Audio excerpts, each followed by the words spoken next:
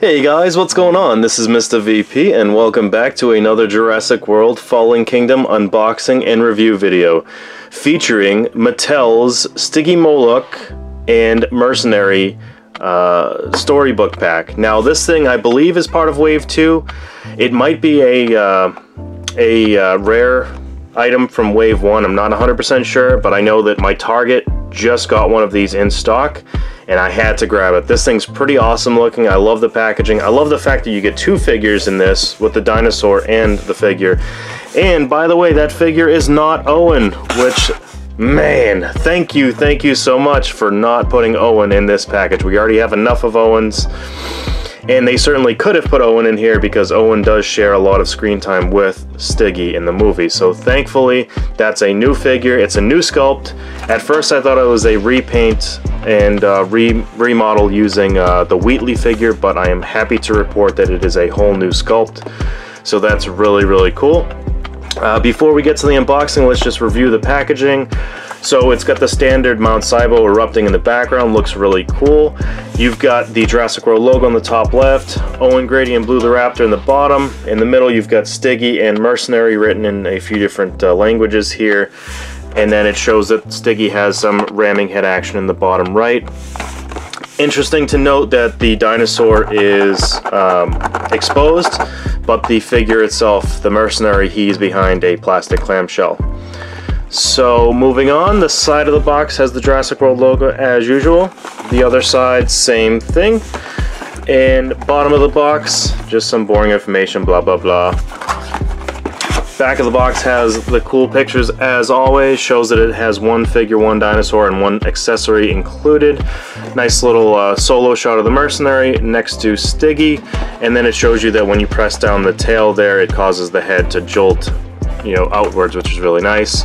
Then in the bottom left it shows the gyrosphere blast vehicle, and I know I mentioned this in one of my other videos, but this must be an older Wave because it doesn't say what it is. It actually just says the Mattel item number on there, which is something they used to do, but they don't do that anymore. So without further ado, let's get this thing unboxed and take a closer look at it. Pretty easy to be here. Back here.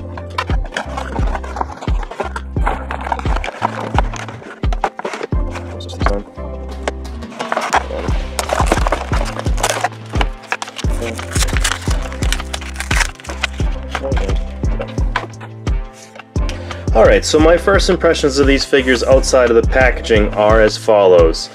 I do like the Mercenary figure. I like that he's a different sculpt from what we've seen so far, and I hope Mattel makes even more of these 3.75-inch figures so we can continue acting out our favorite scenes from the movies. The Stiggy figure, I am blown away by the amount of articulation on such a simple figure. Keep in mind that this action pack, or this storybook collection here, whatever you want to call it, was about $14.99. So you're getting a dinosaur and a figure, and I feel like that's a really good value for the price. However, articulation definitely suffers, and the balance is not so great on this Stiggy figure. So if you're just looking for Stiggy, I would say maybe look for the one that's battle damaged, or the one that is sold separately by itself without this feature, because the balance is not great. It definitely is reminiscent of Hasbro's figures from the Jurassic World collection in 2015. So you have to get it just right. You can't just plop it down and expect it to stay, unlike most of the other Mattel figures. So that's definitely a negative. But the articulation, like I said, is very nice considering this figure does have that you know, ramming head action. You can still get some good posability out of the head, and then of course the arms and the legs. But since we're on the topic of articulation, let's go ahead and start in the back. So the tail moves up and down, and that causes the head to bob in and out, or ram in and out. One complaint is that the figure's head is normally out, and similar to the original Roarivores, where the mouth would be in the open position until you press the button and it closes and roars. This is the same kind of thing here, where the head is out, and when you press this down, it goes in. So just one of my minor gripes. I would love to see, you know, like say you're going to go attack this Mercenary, right? You'd want to ram him, but instead of pressing it down and having the head ram, you actually have to press it down and release to have it ram, and that just kind of seems counterintuitive, but a very, very minor thing for me. Moving forward to the legs do have a rotation all the way around. However, this seems like one of the very few Mattel dinosaurs that will not move in or out at all. And I'm pressing this very hard, much harder than any kid would, so I imagine that this is just not, it's not a tight joint, it's just not meant to flex out. And while I have the leg out here, let's show that Jurassic World Facts app code. Okay, moving forward towards the arms are on a nice swivel that goes all the way around, and then also it pivots inward and outward all the way, so you can do some wacky poses there. Moving up to the neck joint, you really can't do anything here because that is linked to the ramming action, but moving forward to the head is definitely on a nice ball swivel here, so it moves all the way around, so you can get all kinds of poses, like when she's getting in position here to really do some damage. Otherwise you can just keep the head up like that, which is very nice. Moving on to the Mercenary figure, articulation wise, you're going to start at the bottom here, nothing at the foot, but as you move up to the knee you have full rotation all the way around, and then in and out as well. Moving up to the waist area, you have a hip joint rotation that goes outwards and inward, and then also frontwards and slightly backwards, but you're kind of limited by the back area. There is also a swivel joint at the waist, right above the belt line. Moving up the torso, you have a shoulder joint which goes all the way around and then inside and outside, which is nice. Down to the elbow, you have a pivot joint there as well. That also rotates, which is really nice. Nothing at the hand or the figures, but that is nothing new. That's what we've come to expect from these figures. Back up to the neck, there is, the head is on a ball, so it will move all the way around and slightly up or down. One thing I'll notice about this figure is that the tightness of the head joint is much looser than all the other figures I have. I don't know if that's a quality control thing or if it's just the way that they're, if they changed the tightness parameters, I guess. I don't know. But that's pretty much it for the articulation. As far as coloring and the paint apps, I really do like the paint on these figures. As usual, it's very durable, and I think it looks really nice, and it looks just like it does in the movie, which is awesome. You've got this little white patch on the head there, and that looks really cool. It actually does look weathered. It does look like it's been in a lot of different battles. And then you've got these nice little tiger looking stripes all around the legs, the tail, the torso, and I think that contrasts with this like brownish orange color. It's actually funny, this brownish orange is almost the same color, if not the same color, as all the T-Rexes in the series, so it's kind of interesting to see that.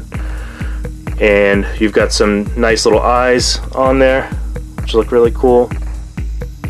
You've got the little gray beak looking part on the front of the mouth, and then a separately colored gray, like a dark bronzy gray, for the horns that stick out of the back of the head.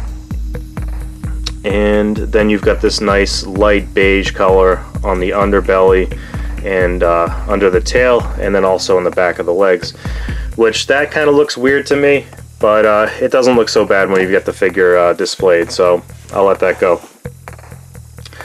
As far as paint on the Mercenary figure, very simple paint job, although you do have what looks to be two different paint colors for certain areas, which is nice. They could have just gone with one color. However, they've gone with a darker black for the boots and the belt and the hat, but then a like a dark gray or a lighter black color for the legs and the rest of the uniform. Face sculpt is very nice. It's different from Wheatley, even though it looked very, very similar to me when I first saw it. I'm like, oh man, they just repainted Wheatley, but it is definitely a new sculpt and new paint job, which looks really, really cool. So let's do some comparisons. Alright, so let's start off with some comparisons with some vehicles here. So first up, we'll do the Gyrosphere Blast vehicle as pictured on the back of the box with these guys. So I think this looks really cool, really good scale there.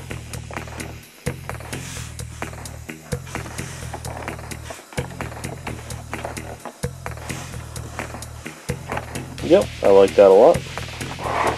Next up, we'll do the off-road rescue rig. And again, the smaller dinosaurs fit in the back just like that, and then the figures will actually fit inside here.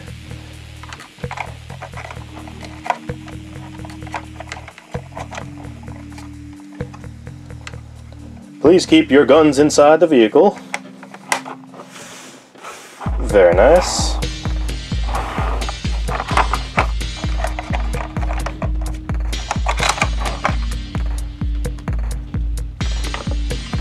Okay.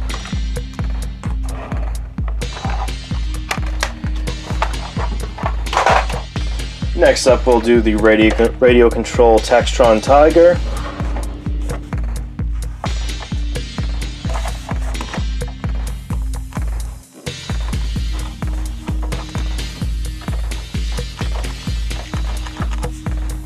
Which looks really cool.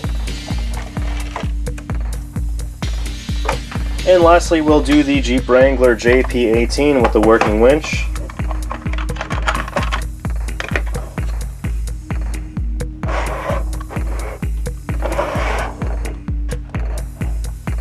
Okay, very nice.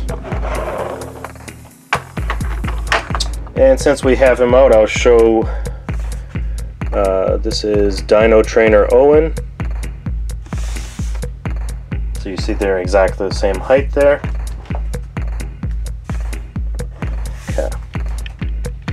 Okay, so as far as dinosaur comparisons, first off we'll have the Action Attack Stegosaurus from Wave 1. And I really like the scale there. It looks really nice. Whoops. Okay. Next up we'll do the Action Attack Suchomimus.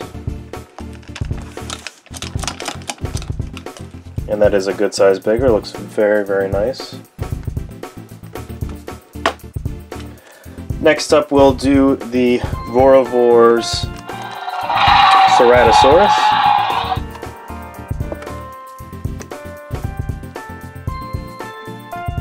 And that's a good size. I mean, it looks maybe a little bit small, but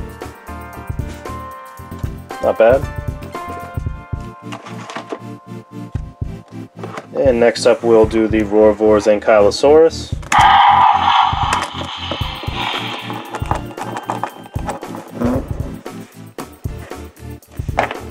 Which again looks very nice there.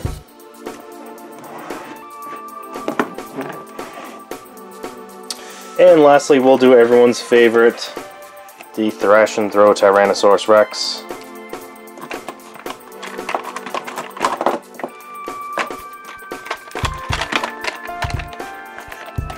And just so you guys know, I did take the batteries out of this thing just for storage purposes and because it tends to get very loud in my videos, but it does still work perfectly fine.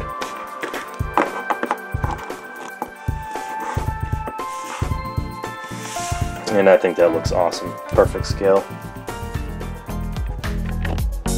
Alright guys, well that pretty much wraps it up for today's video. Please let me know in the comment section down below what you think of these figures and also what you think of the video itself. I always appreciate feedback. It helps me tremendously.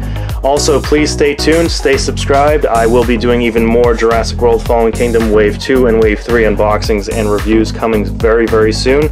Also, stay tuned in case you're interested. I am going to be repainting my Hasbro bad boy once again. This is version 2.0. I do have a little primer on him right now and I've done the eyes, but so far I have a lot more work to do. So stay tuned for that. If you want to see it, do let me know in the comment section below.